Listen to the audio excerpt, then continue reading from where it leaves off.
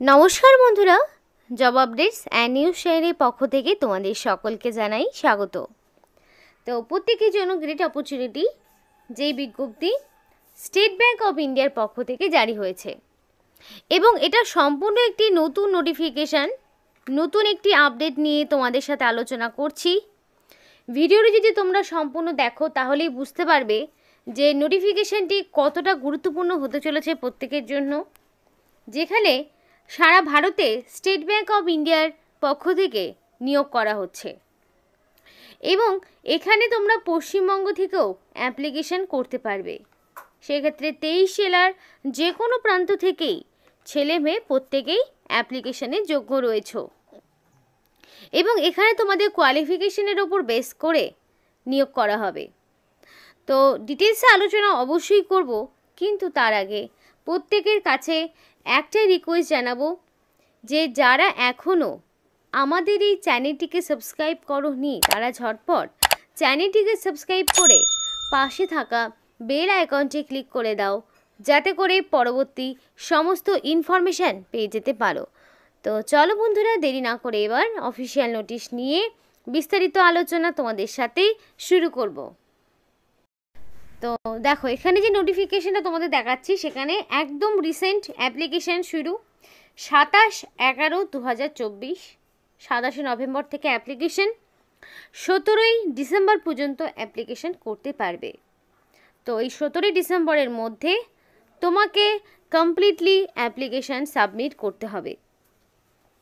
এবার এখানে অ্যাপ্লিকেশান করতে হলে অনলাইন অ্যাপ্লিকেশান করতে হবে, তাই চেষ্টা করবে 17 তারিখের আগেই সম্পূর্ণ অ্যাপ্লিকেশান করে ফেলার, কারণ লাস্ট দিনগুলোতে সাধারণত সমস্যা হয়ে থাকে, বিভিন্ন রকমের অফিসিয়ালি কিন্তু প্রবলেম হয়ে থাকে।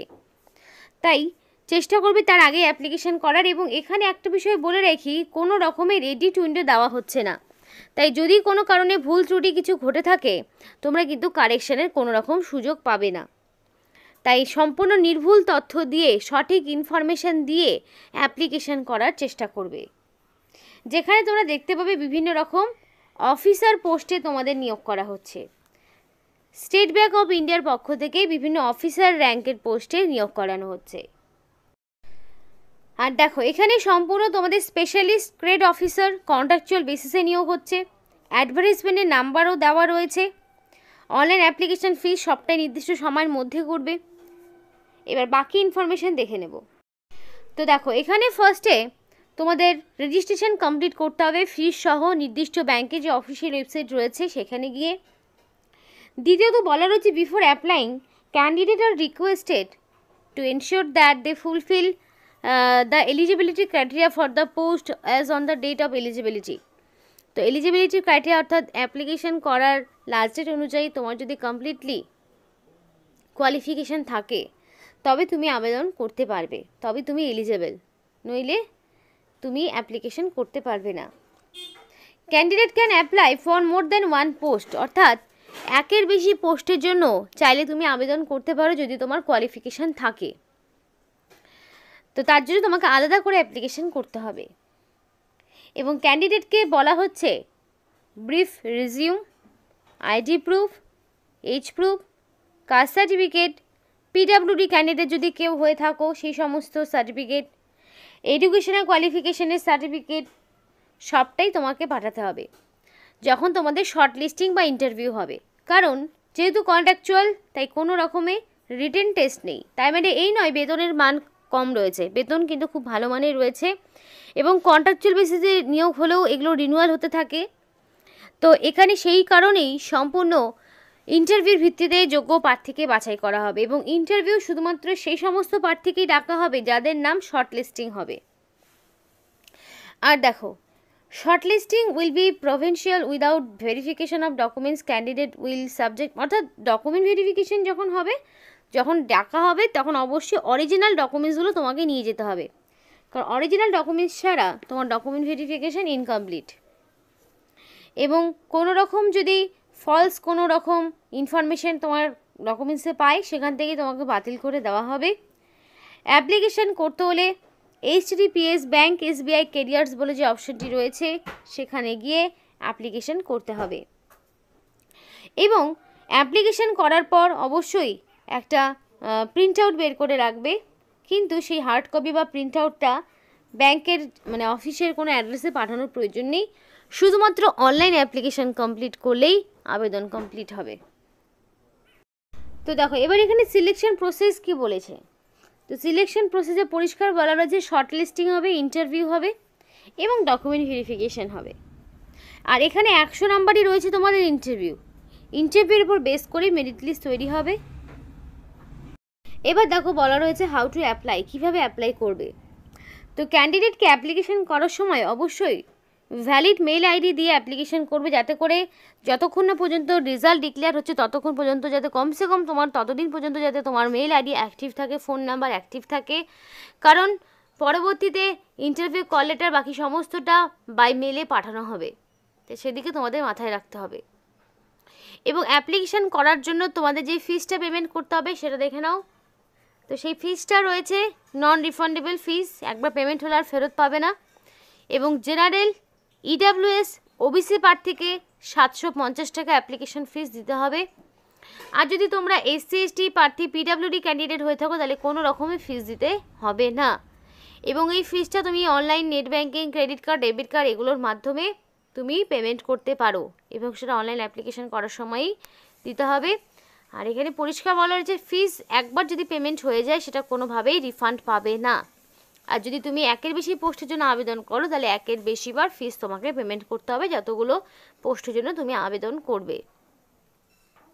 এবার দেখো এখানে বলা রয়েছে কীভাবে অ্যাপ্লিকেশন করবে।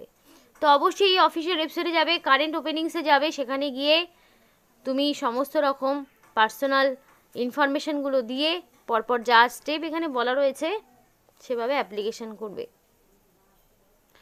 তারপরে দেখো কী কী ডকুমেন্টস তোমাকে আপলোড করতে হবে এবং সেগুলোর সাইজ সবটাই দেওয়া রয়েছে। তো ডকুমেন্টসের মধ্যে রয়েছে রিসেন্ট কালার পাসপোর্ট সাইজের ফটো, একটা ব্রিফ রিজিউম থাকবে, আইডি প্রুফ থাকবে, ডেট অফ বার্থের প্রুফ থাকবে এবং এগুলো PDF আকারে থাকবে। SC ST caste certificate OBC যদি কিছু থেকে থাকে তাহলে সেগুলো দেবে। এডুকেশনাল কোয়ালিফিকেশন সমস্ত রকম মার্কশিট সেগুলো PDF করে দেবে। এক্সপিরিয়েন্স যদি কিছু থাকে PDF করে দেবে। যদি তোমরা বর্তমানে কোনো কাজের সাথে যুক্ত থাকো, বর্তমান কারেন্ট এমপ্লয়ি হয়ে থাকো, তাহলে সেটার লেটেস্ট স্যালারি স্লিপ তোমাকে দিতে হবে। বাদবাকি যা রয়েছে যেগুলো অ্যাপ্লিকেবল সেগুলো দেবে। তারপরে দেখো তোমাদের এখানে ডকুমেন্টসের ক্ষেত্রে কিছু বলা রয়েছে যে কোনো ফাইল 500 KBর মধ্যে হবে, আর পেজটা A4 সাইজের পেজে হবে, PDF আকারে ফটো এবং সিগনেচার আপলোড করবে, 500 KBর মধ্যে হবে। আর এখানে দেখো বাকি ডিটেলস দেখো ফটোর ডাইমেনশন 20 থেকে 50 KBর মধ্যে পিক্সেল বলা রয়েছে, অবশ্যই কালার হতে হবে। আর সিগনেচারও তোমাকে অবশ্যই হোয়াইট পেপারে ব্ল্যাক ইঙ্ক দিয়ে সিগনেচার করতে হবে। বাকি এবার দেখো একটা বিষয় তোমাদের বলে রাখি, এখানে যারা কাস্ট সার্টিফিকেট যাদের রয়েছে SC ST যাদের কিন্তু এই টাইপের একটা সেন্ট্রালাইজ ফর্ম ফিল আপ করতে হবে। এখানে তোমাদের নিজেদের নাম থাকবে, সন অফ, ডটার অফ, তোমার বাবার নাম, গ্রামের নাম, স্টেট বা ইউনিয়ন টেরিটরি এই সমস্তটা দেবে। সেরকমই আবার OBCদের জন্যও রয়েছে। এটা যেমন এই যে আদার ব্যাকওয়ার্ড ক্লাস যারা OBC তারা কিন্তু এই টাইপের ফর্ম ফিল আপ করবে এবং এই সেন্ট্রালাইজ ফর্মটি ফিল আপ করে তোমাদেরকে পোস্ট করতে হবে যদি তুমি ক্যাটাগরি ওয়াইজ কোনো রকম ছাড় পেতে চাও। আর PWD ক্যান্ডিডেট হলে পরে তাদের জন্য আবার আলাদা ফর্ম রয়েছে, সেন্ট্রালাইজ ফর্ম, এগুলো তোমরা নোটিফিকেশনে PDF-ই পেয়ে যাবে। এবার দেখাবো কী কী পোস্টে নিয়োগ হচ্ছে। তো দেখো তোমাদের কিন্তু এখানে হেড প্রোডাক্ট মানে হেড পোস্টে নিয়োগ হচ্ছে, যেখানে প্রোডাক্ট ইনভেস্টমেন্ট রিসার্চ এই ডিপার্টমেন্টে নিয়োগ হচ্ছে। কোনোটার ক্ষেত্রে জোনাল হেড পোস্টে নিয়োগ হচ্ছে, কোনোটার ক্ষেত্রে রিজিওনাল হেড পোস্টে নিয়োগ হচ্ছে, কোনোটার ক্ষেত্রে রিজিওনাল রিলেশনশিপ ম্যানেজার টিম লিডের পোস্টে নিয়োগ হচ্ছে, কোনোটা আবার সেন্ট্রাল রিসার্চ টিম প্রোডাক্ট লিডের এই সমস্ত ডিপার্টমেন্টে নিয়োগ হচ্ছে, মানে অফিসার র্যাঙ্কে নিয়োগ হচ্ছে সবটাই। এবং এই সমস্ত পোস্টে অ্যাপ্লিকেশন করতে গেলে তোমার মিনিমাম হতে হবে গ্র্যাজুয়েশন, এবং এই গ্র্যাজুয়েশন সেটা যে কোনো রেকগনাইজ ইউনিভার্সিটি থেকে হতে পারে। সায়েন্স হতে পারে, কমার্স হতে পারে, আর্টস হতে পারে, যে কোনো ব্যাকগ্রাউন্ড থেকে মিনিমাম যদি তুমি গ্র্যাজুয়েট হয়ে থাকো তাহলেই তুমি আবেদন করতে পারবে।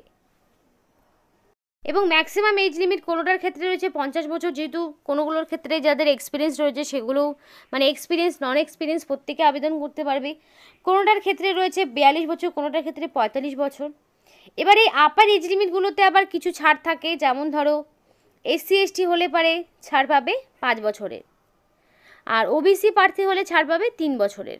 PWDরাও 10 বছরের ছাড়, এক্স সার্ভিসম্যানদের জন্য ছাড় থাকে। প্যান ইন্ডিয়াতে পোস্টিং, অর্থাৎ ইন্ডিয়ার যে কোনো জায়গায় হতে পারে। ওয়েস্ট বেঙ্গল থেকে আবেদন করলে ওয়েস্ট বেঙ্গলের বিভিন্ন যে SBIর যে হেড অফিসগুলো রয়েছে সেখানে তোমাদের পোস্টিং হতে পারে।